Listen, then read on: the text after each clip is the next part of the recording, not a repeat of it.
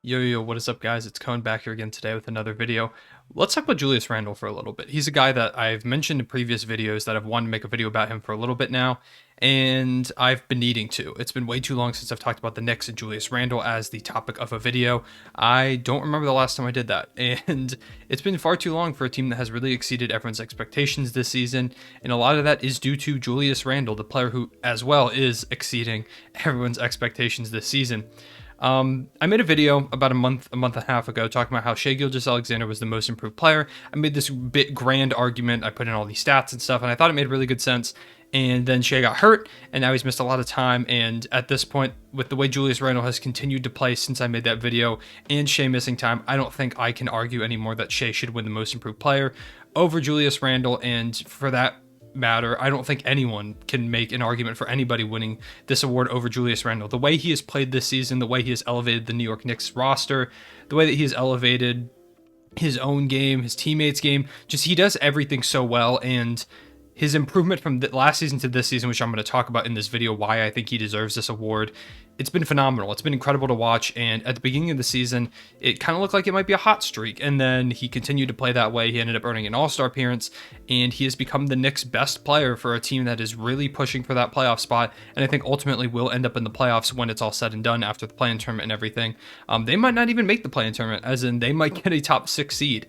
That's how well they're playing right now, especially with a team like the Miami Heat dealing with some injuries and falling a little bit down the ladder. The Boston Celtics and Atlanta Hawks are playing really well, so those are probably going to be the 4 and 5 seed teams if I had to call it right now. So it's up to the New York Knicks to go out and take one of those 2 spots, or take that 6th spot to avoid the play-in tournament, which ultimately I think is the goal. You don't want to be in that play-in tournament.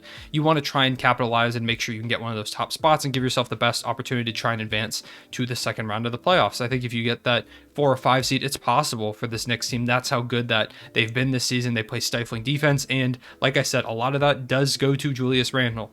The reason I'm making this video today is because they just had a early afternoon game. I love early afternoon games. I love when we have these on Sundays. And the Knicks, when they play in the early afternoon, are like the greatest team of all time, it seems like. But today in their game, they won by 10 points over the New Orleans Pelicans in overtime.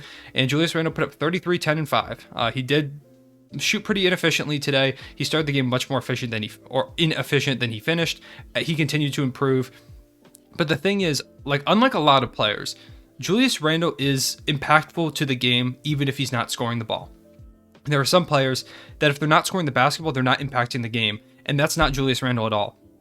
Even if he's not scoring, Julius Randle is always the most impactful player on the court for the New York Knicks. He could score probably like 10 points, and he would still be the most impactful player because of the way that he rebounds, he does hustle plays, and the way that he distributes the ball, which has been the biggest thing for him this season.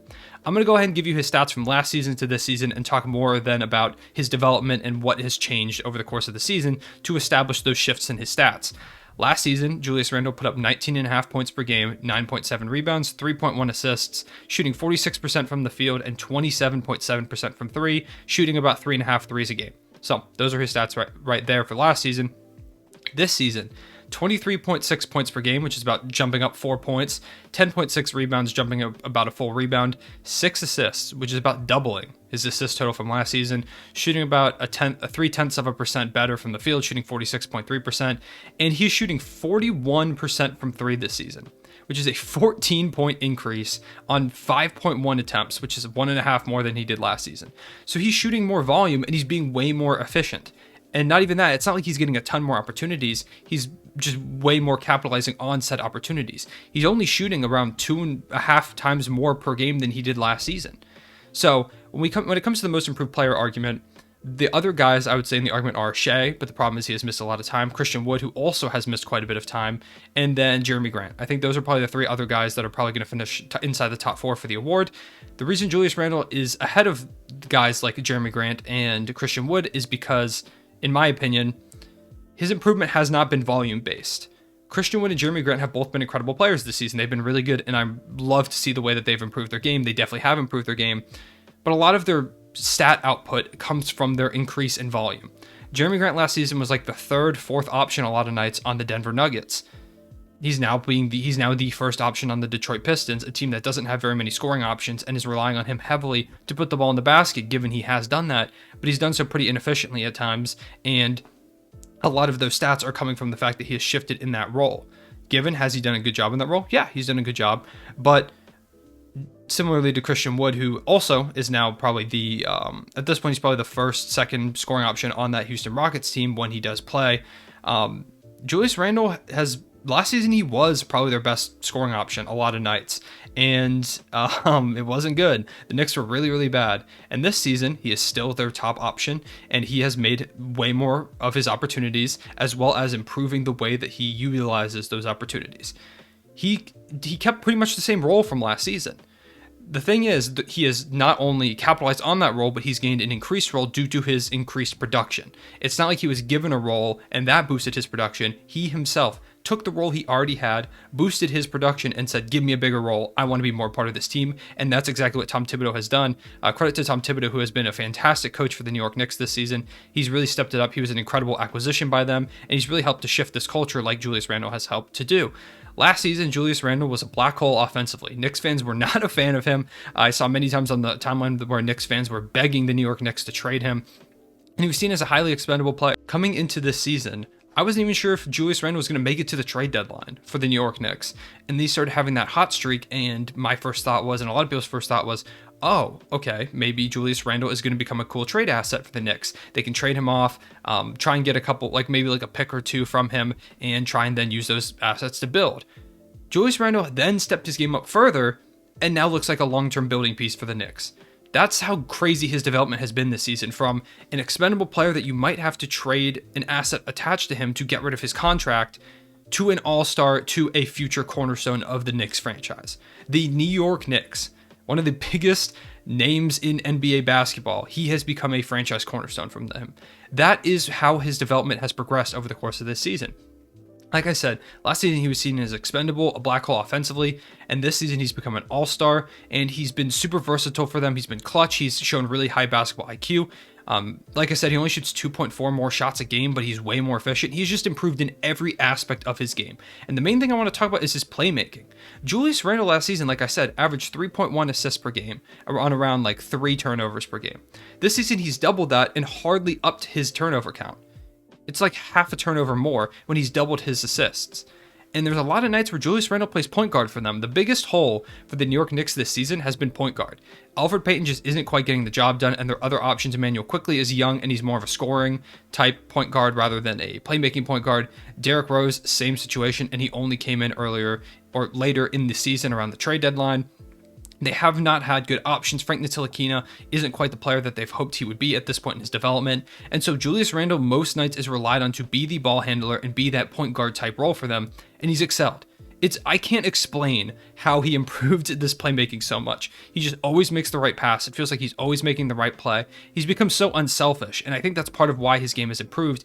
Julius Randle last season looked like he was looking for his own shot. This season, while he is going to take his own shots, if he sees a better look, he's not going to pull the trigger on his own shot. He's going to get it to the guy who has a better look. He trusts his teammates, and they're doing exactly what they need to do for him to continue to trust them. They're hitting their shots, and that not only goes on him getting them the ball in good spots to shoot, but it goes on his teammates' development as well. Guys like RJ Barrett, who's having a great season, Emmanuel Quickley, Reggie Bullock hit a ton of clutch threes for the Knicks this season. Just tonight, or today, I guess, because it was a 1 p.m. game for the New York Knicks, Reggie Bullock hit 2 clutch threes before fouling out of the game ultimately.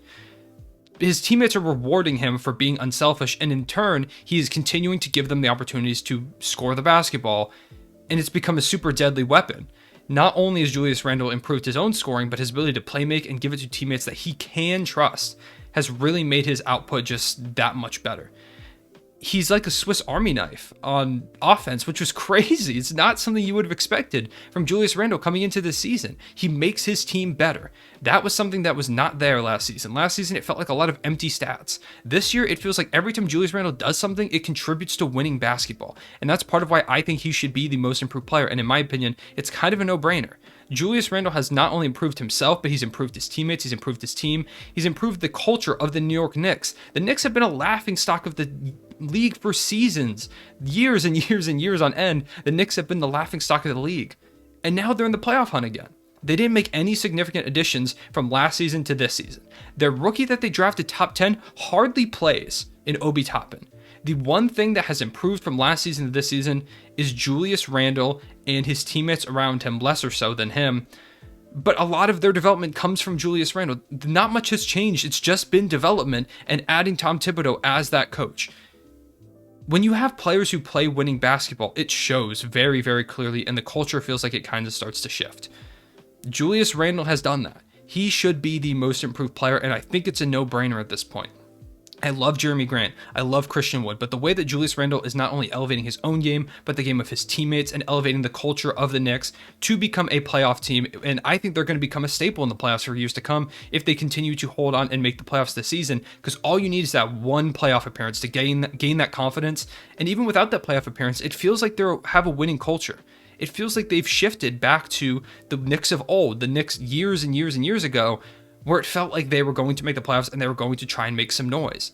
This season, I don't know if they're more than a first-round exit or potentially a second-round team, depending on that first-round matchup, if they can get a 4 or 5 seed. I'm not sure they're much more than that. But this is a great building block, because they weren't expected to be this good this soon. They have RJ Barrett, who's developing very, very nicely. He's been fantastic this season. Julius Randle, who I've spent the whole video talking about. Emmanuel Quickley, who was a steal in the draft. Obi Toppin might still have some potential there. Mitchell Robinson, their franchise center, supposedly, has hardly even played this season. He's dealt with a ton of injuries. You have a guy like Nerlens Noel, who's a great role player. You have Reggie Bullock, who's been a great role player. Derrick Rose has been really good for them since getting him at the deadline. There's a lot there. And I think the Knicks are going to keep building things, and they're going to keep improving, but none of this would have been possible without Julius Randle's development. If Julius Randle comes out this season and it just looks like he did last season, the Knicks probably trade him at the deadline. They probably blow things up. RJ Barrett doesn't have a player to grow alongside of in Julius Randle.